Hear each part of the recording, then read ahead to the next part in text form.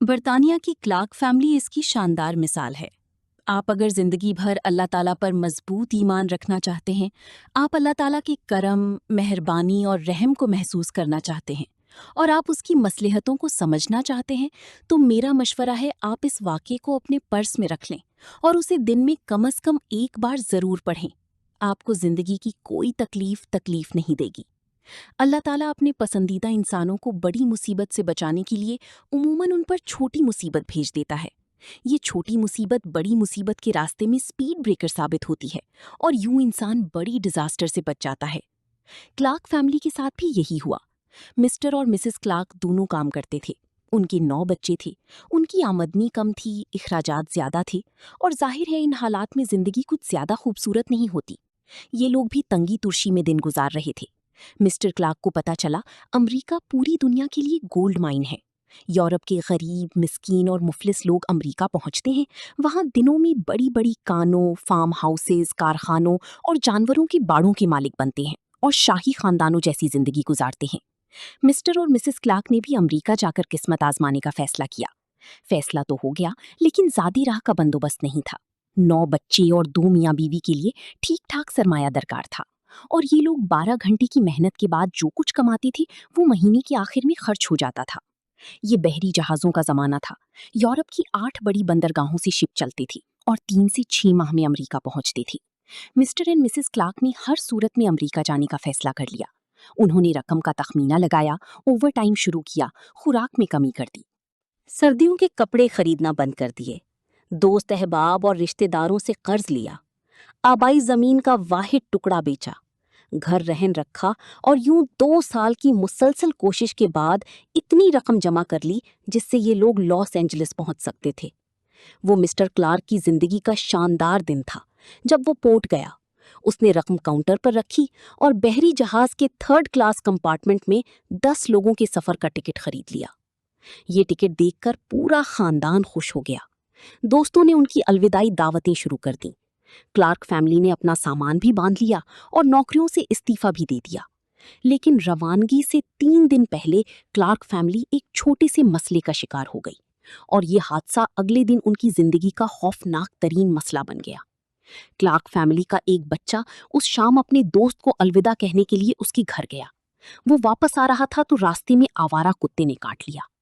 Mister Clarke اسے doctor کے پاس لے گئے۔ ڈاکٹر نے بچے کا بازو سی دیا، لیکن ساتھ ہی اسے کتے کے کاٹے کا مریض قرار دے دیا۔ اس وقت اسکاٹ لینڈ میں روایت تھی، ڈاکٹر خطرناک مریضوں کے گھر کے مرکزی دروازے پر پیلے رنگ کی چٹ لگا دیتا تھا۔ اس چٹ کا مطلب ہوتا تھا کہ مریض ابھی زیر معائنہ ہے، اور جب تک ڈاکٹر اجازت نہیں دے گا یہ اس وقت تک گھر سے باہر نہیں نکل سکے گا۔ ڈاکٹر نے کلارک خاندان کے دروازے پر بھی پیلی چٹ لگا دی۔ اس چٹ کے بعد کلارک فیملی امریکہ نہیں جا سکتی تھی۔ یہ کلارک خاندان کے لیے جان لیوا صدمہ تھا۔ انہیں یوں محسوس ہو رہا تھا جیسے آسمان جلتی ہوئی موم بتی کی طرح آہستہ آہستہ پگھل کر ان کے زخموں پر گر رہا ہو۔ مسٹر اور مسز کلارک نے اپنے بیٹے کو اس بحران کا ذمہ دار قرار دے دیا۔ وہ اسے بری طرح ڈانٹنے لگے۔ اگلے دن مسٹر کلارک ٹکٹ واپس کرنے گیا تو پتا چلا ٹکٹ کی واپسی کا وقت گزر چکا ہے۔ یوں ان کی رقم بھی ڈوب گئی۔ مسٹر کلارک بری طرح ٹوٹ کر رہ گیا۔ جس دن جہاز پورٹ سے روانہ ہونا تھا اس دن مسٹر کلارک، ان کی بیگم اور ان کے 8 بچے بندرگاہ پر پہنچے اور جہاز کو گہرے پانیوں کی طرف جاتے ہوئے دیکھ کر دیر تک روتے رہے۔ آنے والے دن فیملی کے لیے زیادہ خوفناک ثابت ہوئے۔ مکان رہن تھا، زمین بک چکی تھی، نوکری ختم ہو چکی تھی، اور عزیز رشتے اور دوست تم امریکہ کب جا رہے ہو کہہ کر انہیں چھیڑ رہے تھے۔ ان حالات نے مسٹر کلارک کی پوری فیملی کو شدید ڈپریشن کا شکار بنا دیا۔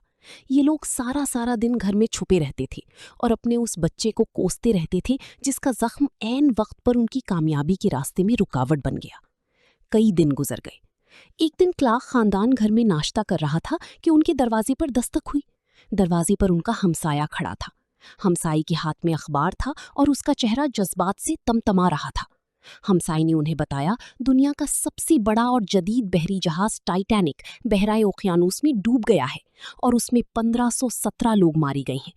مسٹر کلارک نے اخبار کھول کر خبر دیکھی تو اس کے منہ سے بے اختیار تھینک گاڈ نکلا اور اس نے خوشی سے ناچنا شروع کر دیا۔ جی ہاں، کلارک فیملی بھی ٹائٹینک ہی کے ذریعے امریکہ جا رہی تھی، لیکن یہ لوگ عین وقت پر کتے کے کاٹنے کی وجہ سے سفر پر نہ جا سکے اور یوں موت سے بچ گئے۔ کلارک اخبار لہراتا ہوا گھر کے اندر آیا۔ اس نے اپنے بیمار بیٹے کو گلے لگایا اور دیر تک اس کا شکریہ ادا کرتا رہا۔ مسز کلارک اور اس کے باقی 8 بچے بھی اس بچے کے گرد کھڑے ہو گئے اور وہ بھی اپنے بھائی کا شکریہ ادا کرتے رہے۔